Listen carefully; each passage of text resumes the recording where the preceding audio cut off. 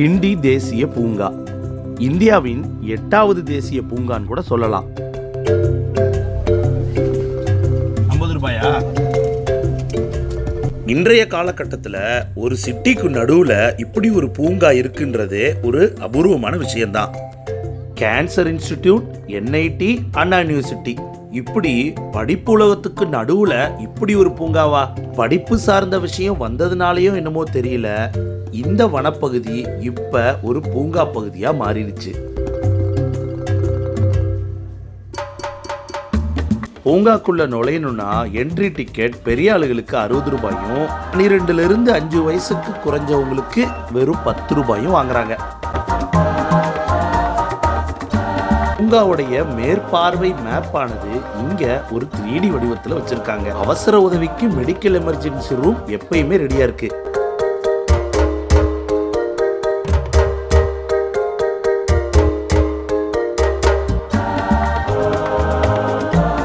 கிண்டி பூங்கா மட்டும் இல்லைங்க, கிண்டிய சுத்தி தெருநாய்க்கு ஈக்குவலண்டா இங்க நிறைய மான்களை பார்க்கலாம். எங்களுடைய துரதிர்ஷ்டம் இங்க கூண்டுக்குள்ள அவ்வளவா நாங்க மான்களை பார்க்கல.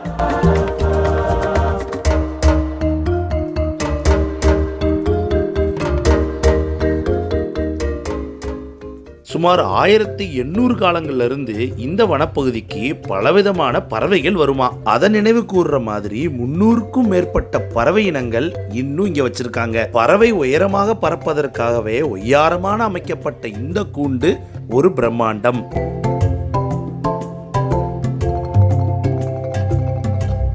பல புயல்கள்ல சின்னாபின்னமான இந்த பூங்கா சமீபத்துல புத்துயிர் பெற்றிருக்கு. பூங்கா பசுமை இருந்த அளவுக்கு அதுக்குள்ள இருக்கிற வாழ்வாதார மிருகங்கள் கம்மின்னு தான் நான் சொல்லுவேன்.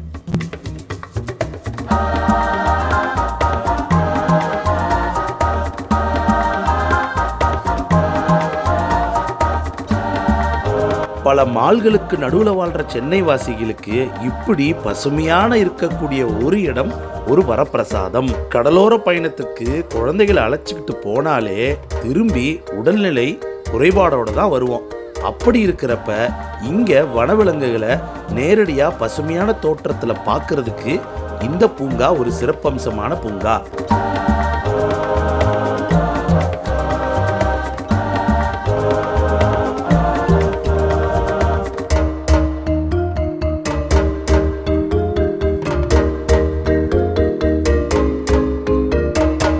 ஒவ்வொரு கூண்டுலையும் ஏதோ ஒரு மிருகம் இருந்துச்சு. ஒரு காக்கா குருவியாவது இருந்துச்சு. ஆனால் இங்கே முதல்ல இருக்கும் தொட்டின்னு போட்டுட்டு ஒன்றுத்தையும் காணா. ஆளே இல்லாத கடைக்கு டீ ஆத்துற மாதிரி மூங்கி தப்பு வேற பாதுகாப்புக்கு.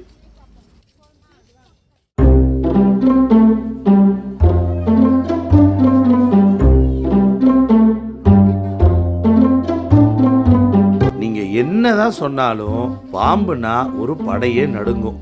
இவ்வளோ பெரிய பூங்கால எங்கேயாவது பாம்பு இருக்குமோ இல்லையோன்ற ஒரு பயத்தோட தான் நான் நடந்தேன். ஆனா இங்க கண்ணாடி பெட்டிக்குள்ள பாம்பு நிம்மதியா தூங்குது.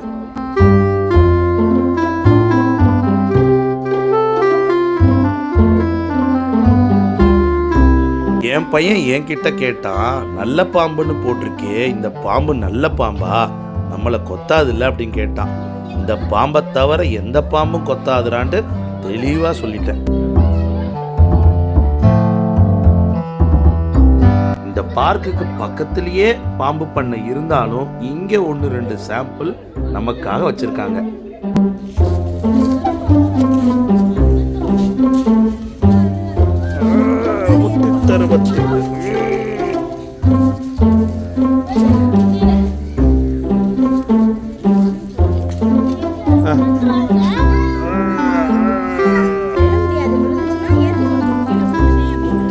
ஆலமர விழுதுல தொங்கி ஆடியே பல நாட்கள் ஆச்சு. அதை நினைவுபடுத்துற மாதிரி இன்னும் இங்க பழமையான மரங்கள் நிறைய இருக்கு. ஆனா தொங்கி குதிக்க நீரோட தான் இல்லை. இந்த பூங்கால 500க்கும் மேற்பட்ட மூலிகை மரங்கள் இன்னும் பாதுகாப்பா வச்சிருக்காங்களாம்.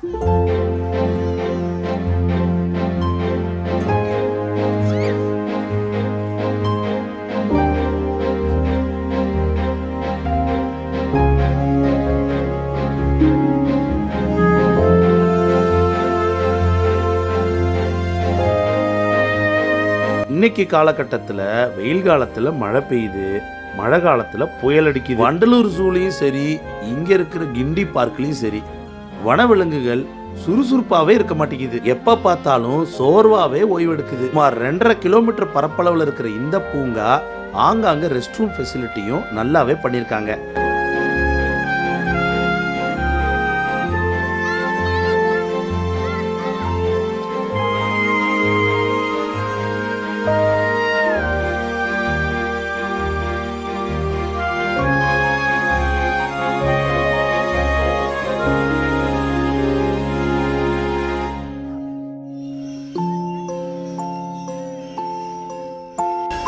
Arangnya pada apa pada?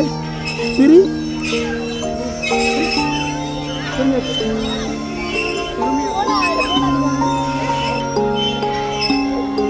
Siri dah.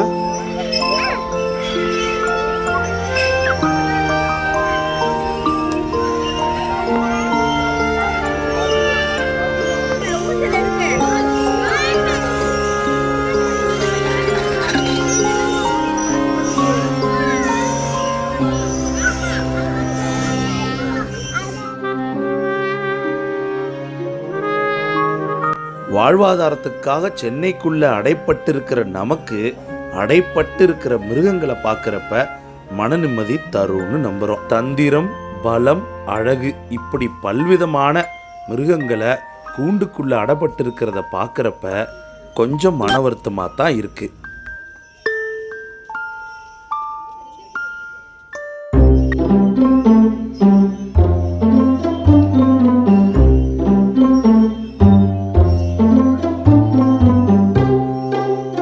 ரொம்ப நாளாக இந்த விநாயகர் சதுர்த்திக்கு இந்த விளாம்பழம் எங்கேருந்துடா கொண்டு வராங்கன்னு நினச்சிட்டு இருந்தேன். முதல் முறையாக இந்த கிண்டி பார்க்கில் அந்த மரத்தை பார்த்துட்டேன். இப்படித்தான் இந்த விளாம்பழம் முளைக்குமோ?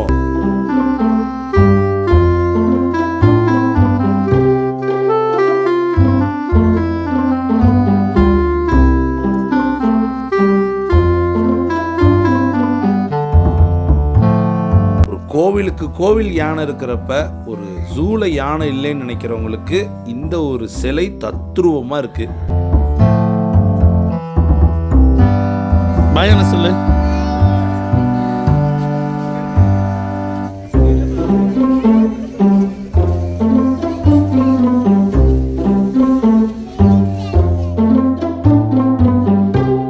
விளையாடுறதுக்கு பக்கத்திலேயே இந்த முயல் கஃபே எல்லா குழந்தைகளையும் இழுக்குது.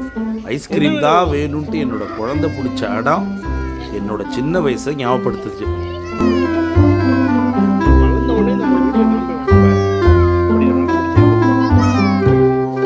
ஏர்போர்ட் அளவுக்கு காசு அதிகமும் இல்லை, ரயில்வே ஸ்டேஷனுக்கு அளவுக்கு சுத்தம் இல்லாமையும் இல்லை. நடுத்தரமா சமோசா பப்ஸ் சூடாவே இருந்துச்சு.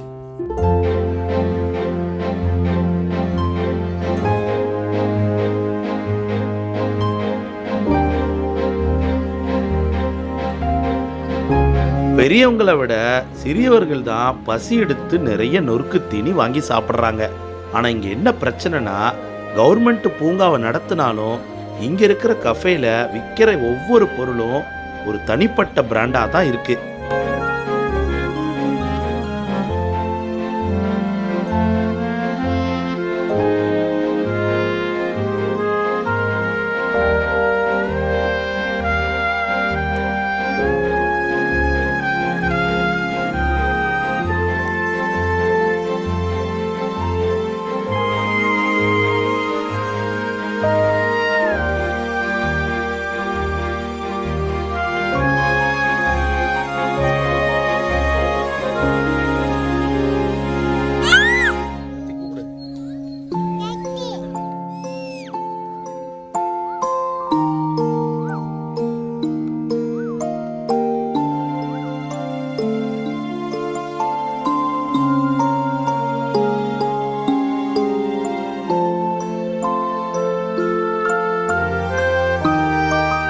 கோழியிலேயே நாட்டுக்கோழி ஸ்பெஷல் மாதிரி இந்த நாட்டு குரங்கு கூண்டுக்குள்ளேயே அடைச்சு போட்டாலும் எப்படியோ தப்பிச்சு வெளியே வந்துருச்சு.